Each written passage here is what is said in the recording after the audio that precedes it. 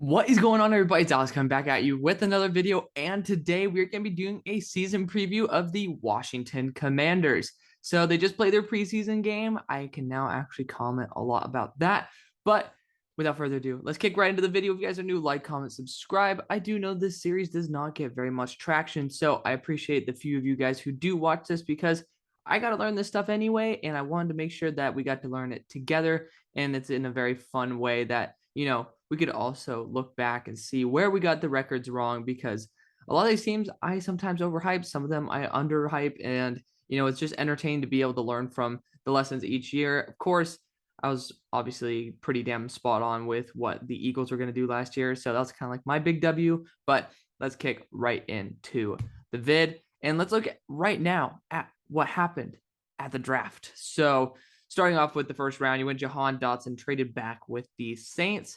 It was a solid pick. He's not like I had him as I think wide receiver 4. Very very talented wide receiver, but I didn't see the value necessarily being that high. I think that they kind of reached a little bit on him, and they didn't necessarily need to go that route. However, still a solid move. I think Johan Dotson's a very good wide receiver. Phidarian Mathis, if I'm not mistaken, he was not taking first team reps. I thought I saw him a little bit later in the preseason game. He was my least favorite pick of the draft because I thought that was a big reach on a position that doesn't have very large value. Brian Robinson, I thought that was honestly a very solid pick overall. It was a bit high for me given the fact that he doesn't offer very much for the future. But at this point in the NFL, we all know these running backs don't usually last past their first contract anyway, in terms of like a longer term deal.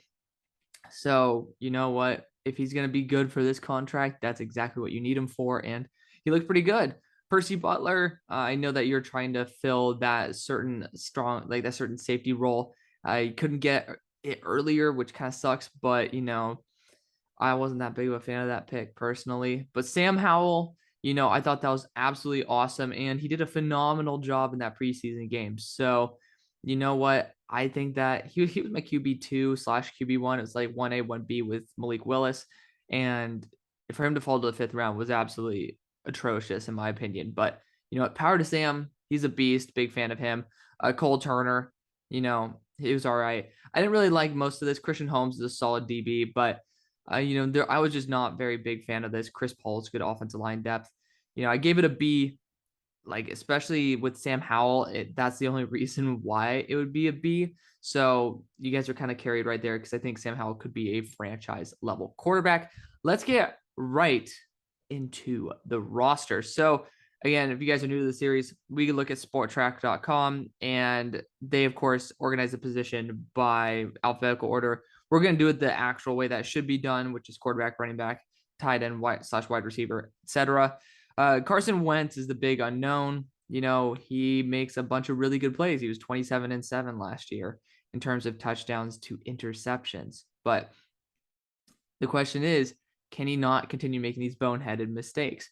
I watched the preseason game. He looked pretty sharp, but it never materialized to anything. I know there was a fumble in there, and you ended up getting a score with Brian Robinson, but I didn't really see it materializing in terms of, this looks like a very powerful, very potent offense, So I'm a little bit worried, personally, a little bit worried, but, it's probably your best shot.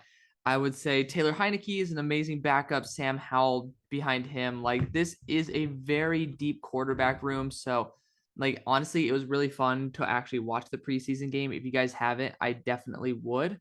So, yeah, definitely keep your eyes out for that because, if you guys do have NFL Plus, I do. I bought it because honestly, I don't have time to watch 3 hours of football straight. So 40-minute condensed games are awesome. So thumbs up for that. But you could see different quarterbacks, even like to the final snap. It was Sam Howell versus Matt Corral. So definitely check that out. Really solid quarterback room overall. Again, the question is quarterback one, is it worth it? So looking at the wide receivers, actually, let's check out the running backs first. My bad, y'all. J.D. McKissick, Brian Robinson, Antonio Gibson, Jarrett Patterson.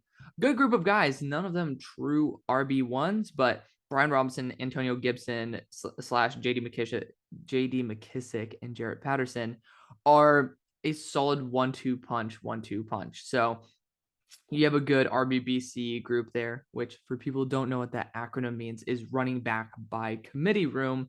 So yeah, no, you guys have some good stuff going right there. Wide receiver wise, you have a killer top three, top four, may I say. De'Ami Brown, Johan Dotson, Curtis Samuel, Terry McLaurin. The question is, are they as good in practice as they are on paper? I don't exactly believe that. So I love Terry McLaurin. He's a beast. I didn't really see Jahan pop off in this offense necessarily. De'Ami Brown is still developing. Curtis Samuel, he's a gadget player. So again, I don't know necessarily if you're really at the will of Carson Wentz or as much of the offensive coordinator, because I think that if you use these weapons properly, any quarterback can be extremely successful with them. They should be doing a lot better this year, but I don't know. I just haven't had faith in them. Tight end room, to me, like Logan Thomas performed pretty damn well last year. However, I'm just not really that high on them. And tight ends are pretty huge for Carson Wentz. I thought that tight end would be a position that Washington would target, but they did not. So, I'm a little bit worried about that. I think Logan Thomas would be a very good sleeper tight end, but beside that, I'm not really feeling it personally. So I'm a little bit worried there. Offensive line wise, you got Samuel Cosme here, as well as, of course, they put down here LT, Charles Leno, and Cornelius Lucas. So I absolutely love that right there. That tackle trio is phenomenal. Sadiq Charles behind them is amazing depth. And let's go to the guards here. I just went right past them. Andrew Norwell, Chris Paul, Trey Turner, Wes Schweitzer. You guys, I mean, per usual, have an extremely deep interior offensive line group and offensive tackle group. The offensive line is probably one of the things that this team does best, which wasn't always the case back in the day, but they do a phenomenal job making sure that they have a deep offensive line room because injuries do happen, especially in their own division. Chase Rouillet in here, as well as Tyler Larson. So again, really good stuff here. Really good stuff with this offensive line. That's probably going to be your saving grace. They had really good pockets there in the preseason game, even with the backups. That's a key. That's how you know. So let's check out the defense, which we're going to build from the line outwards, kind of the exact opposite of what we just did. Jonathan Allen, Deron Payne, Vanarian Mathis, killer interior. These guys were just going to shake it up. It has nothing to do with Shakatoni, but definitely some really good players there. Chase Young, Montez Sweat, even James Smith Williams, Shakatoni, of course. Like you have dudes who are going to be very solid on the outside. Will Bradley King as well needs to be kind of like shouted out as a really good depth piece in here.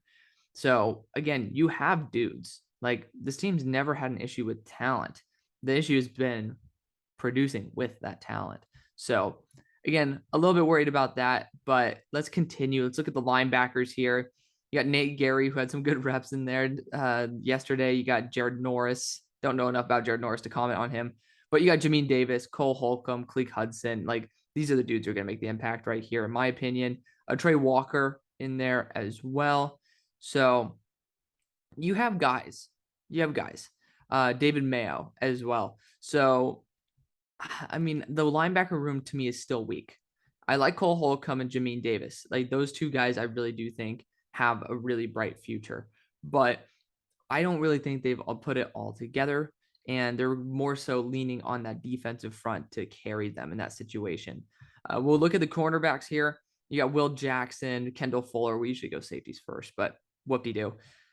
Again, Bobby McCain, Benjamin St. Juste, Christian Holmes. You have guys, Devontae Bosby as well. You have dudes, Corn Elder, cheers, but it just hasn't materialized on the field.